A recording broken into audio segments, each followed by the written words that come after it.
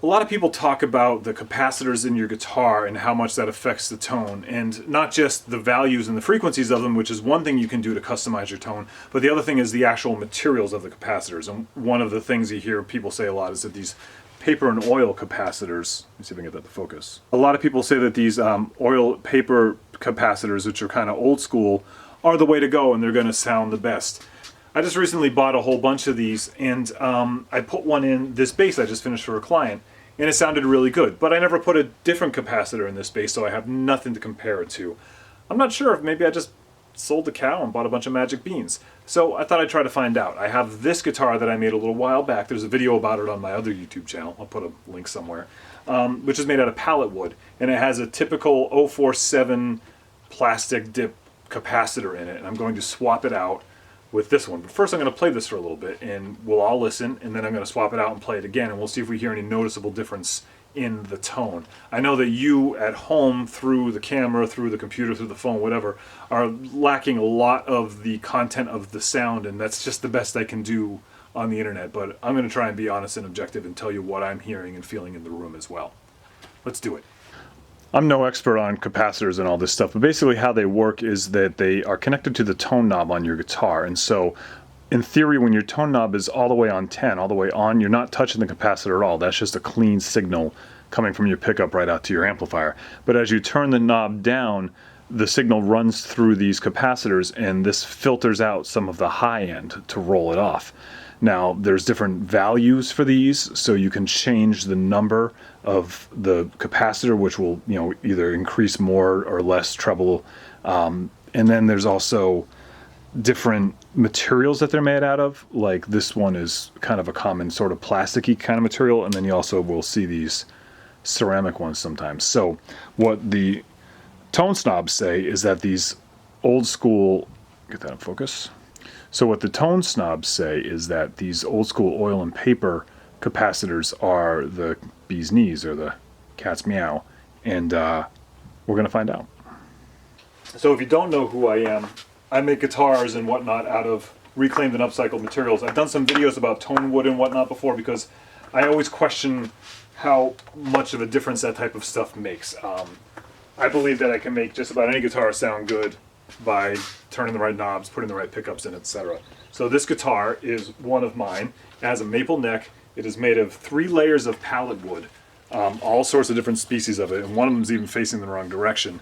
These pickups are P90s that are custom wound by Gemini Pickups. We make them together, and it's wired just with a volume and tone. It's got individual kill switches. Nothing really crazy about this guitar, and I think it sounds great as is with the capacitor that's in it, but we're going to see if there's a difference. I'm playing through one of these mono-price tube amplifiers they're like $150 or something like that. And this is like my shop amp, and I really like the thing. I think it sounds really good. So I've got everything kind of just middle of the road here on knobs. I'm going to play a little bit with the tone knob up, and I'm going to roll it down and play it a little bit. Do both pickups. Yeah.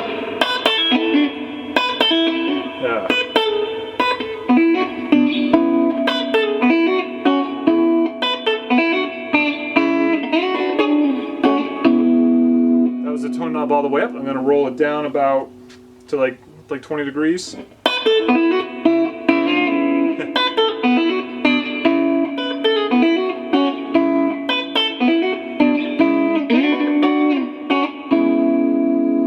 it down to about halfway.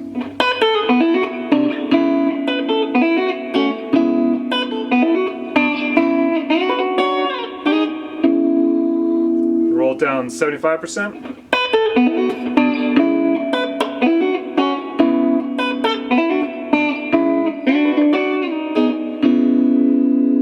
Down all the way.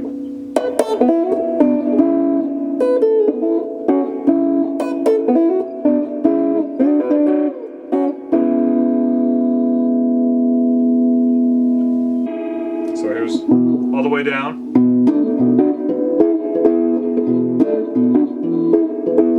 25%.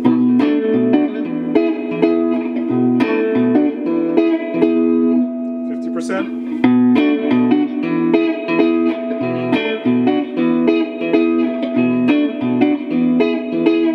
75.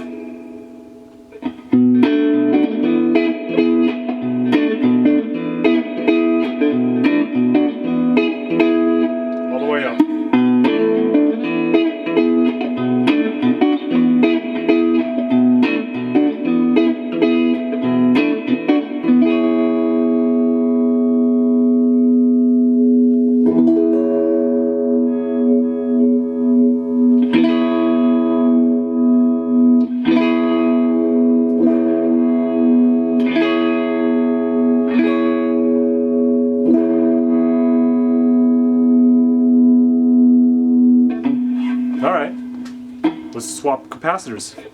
My first thoughts on listening to that was it seemed that the drop-off was pretty quick at the end. Like the first 50% of the knob. I didn't hear a very noticeable difference, but I'm also going deaf.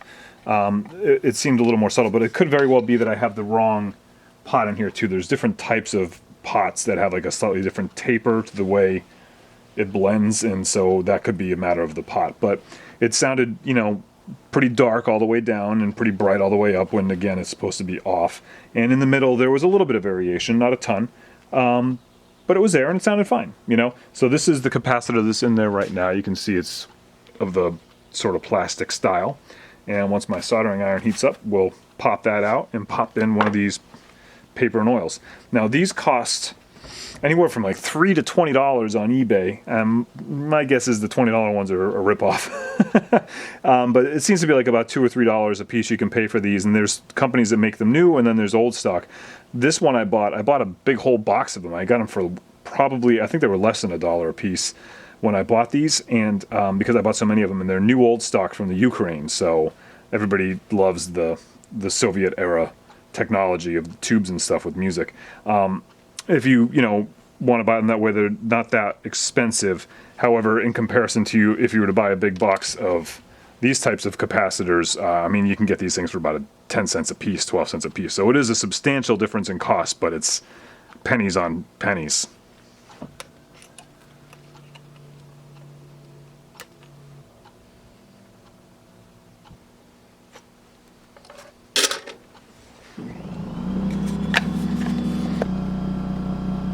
See if it sounds any different. I have the tone knob all the way up to start, and it shouldn't really make any difference at all right here.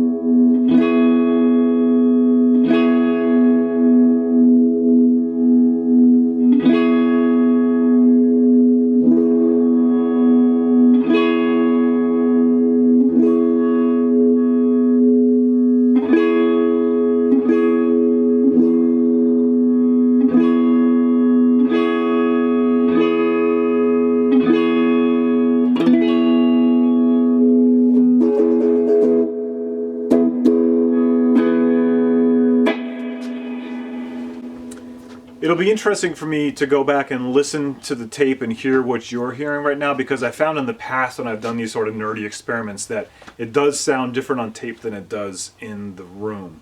In the room, noticing that the blend and the ratios all seem consistent, which is the potentiometer that does that work, not the capacitor.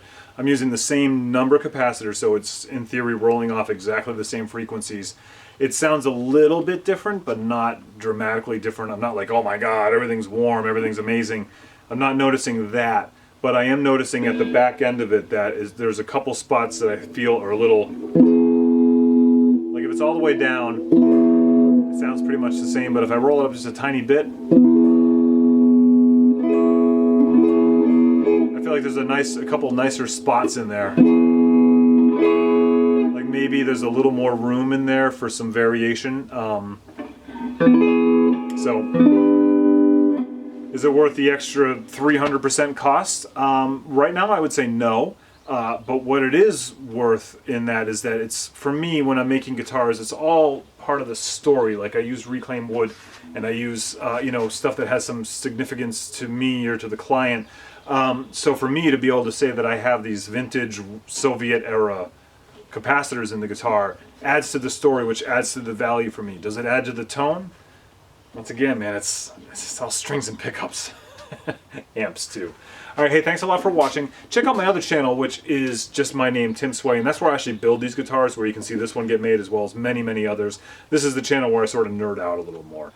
Feel free to ask any questions, leave any comments. I'd love to hear what you think and what you heard. Thanks a lot and be good.